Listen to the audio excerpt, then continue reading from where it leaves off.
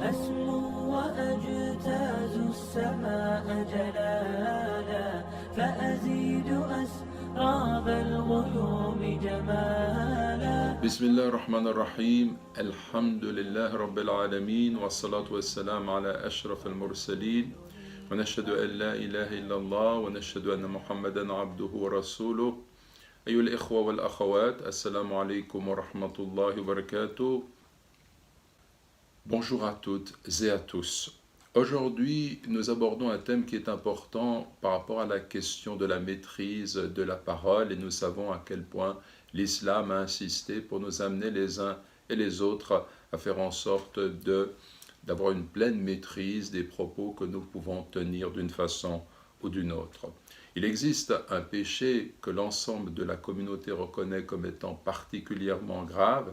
Il fait partie des grands péchés d'ailleurs.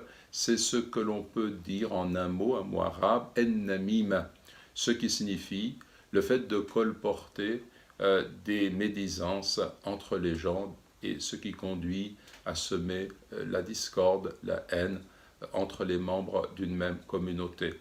Notre prophète sallallahu alayhi wa sallam, dans un hadith authentique, rapporté notamment par Muslim, nous dit « La yadkhulul jannata nammam » n'entre pas au paradis quelqu'un qui colporte des propos médisants.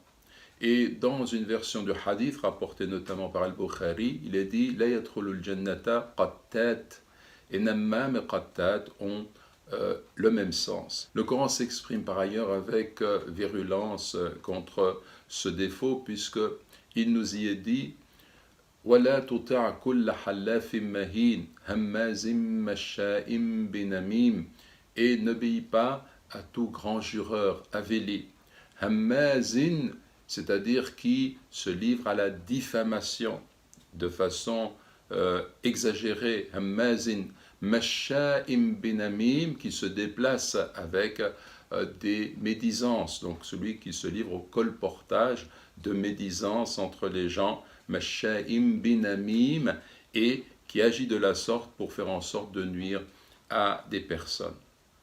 Le grand savant Ibn Baz, rahimahullah, nous donne des exemples pour nous permettre de mieux comprendre le sens de ses propos, notamment la différence qu'il y a entre en-namima et el-riba. En-namima, c'est le fait de rapporter des propos médisants. Par exemple, je rencontre quelqu'un et je lui dis « un tel a dit de toi telle ou telle chose » ou bien « un tel a dit de tes proches telle ou telle chose » et je rapporte ainsi des propos qui vont faire en sorte d'entraîner la discorde entre celui qui m'entend et celui qui a tenu pareil langage. El-riba, c'est en fait de parler de ton frère en mentionnant, en disant de lui ce qu'il n'aimerait pas qu'on dise en son absence. C'est la définition même qu'a donnée notre prophète sallallahu alayhi wa sallam. Par exemple, je rencontre quelqu'un et je lui dis un tel, eh bien en cachette il boit du vin. Un tel se livre à telle ou telle action nuisible. Et ainsi je parle moi-même de cette personne derrière son dos pour dire du mal. En ce qui concerne en-namima, eh bien c'est un péché particulièrement grave. C'est vraiment une attitude qu'il faut écarter de nos discours. Et en ce sens, il est rappelé que celui qui se livre à cela, eh bien, il est menacé du châtiment de la tombe. Il y a un hadith rapporté par plusieurs compagnons dans lequel le prophète sallallahu alayhi wa sallam marchait avec des compagnons et ils sont passés près de deux tombes. Et le messager de Dieu, là, s'est arrêté et les autres se sont arrêtés avec lui. Son visage a changé, il a tremblé et ils lui ont dit « Qu'as-tu au messager de Dieu ?» Il a répondu « Vous n'entendez pas ce que j'entends ? Qu'en est-il au messager de Dieu ? Il y a là, en fait, deux tombes et deux personnes qui sont enterrées là subissent un châtiment douloureux et ils ne le font pas pour un grand péché. » Et dans une version du hadith, notamment rapportée par Ibn Abbas, radiyallahu anhuma, le prophète précise, oui, en réalité, au contraire, c'est un grand péché. Et parce que s'il est question d'un péché qui semble être insignifiant, On peut comprendre par là que ceux qui subissent ce châtiment dans la tombe pensaient que c'était quelque chose de peu d'importance, ou bien on peut penser que cette chose, en apparence, est de peu d'importance, alors qu'en réalité, elle est de très grande importance. Quant à l'un d'entre eux, eh bien, il ne se purifiait pas de son urine, il ne se protégeait pas de son urine. Et quant au second, eh bien, il colportait des propos médisants entre les gens, il se déplaçait entre les gens colportant des propos médisants ou de la médisance. Et il agissait de telle sorte qu'il séparait les gens qui s'aiment. Donc ce hadith-là nous montre vraiment à quel point le fait de tenir des propos dans le sens de la namima, eh bien c'est un acte qui est particulièrement grave. Et en ce sens, on peut rappeler également un hadith que rapporte Abu Malik al-Ash'ari, radiallahu anhu, qui a été authentifié notamment par le savant al-Albani, dans lequel notre prophète sallallahu alayhi wa sallam nous dit: certes, les meilleurs serviteurs d'Allah au sein de cette communauté sont ceux qui, lorsqu'on les voit, rappellent Dieu, exalté soit-il. Donc, quand on les voit, cela nous renvoie à Dieu.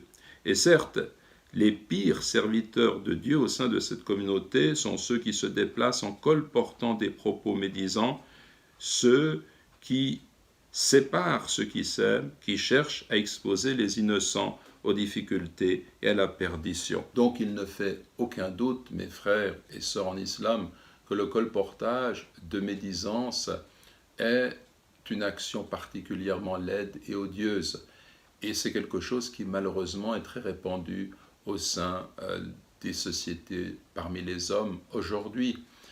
Et si quelqu'un en doute, eh bien qu'il se rappelle simplement qu'il nous arrive très fréquemment de rencontrer quelqu'un, puis d'évoquer une autre personne qui n'est pas là, en disant « Ah, un tel a dit telle chose à ton propos, j'ai entendu qu'on disait telle chose te concernant, et voilà, je tombe dans cette erreur gravissime, par le fait même que la conséquence de mon acte, c'est qu'il y aura une division entre celui à qui je parle et puis celui qui a parlé.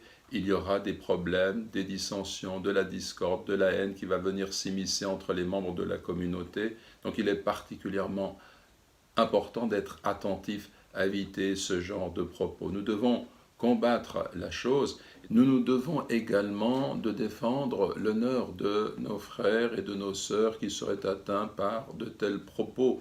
Et si quelqu'un vient nous parler de cette façon-là, eh bien l'arrêter, lui dire, il vaut mieux ne pas aller dans ce sens-là, il vaut mieux protéger l'honneur de ceux qui sont calomniés directement ou indirectement, ou écarter tout propos qui entraîne au sein de la communauté des formes de zizanie.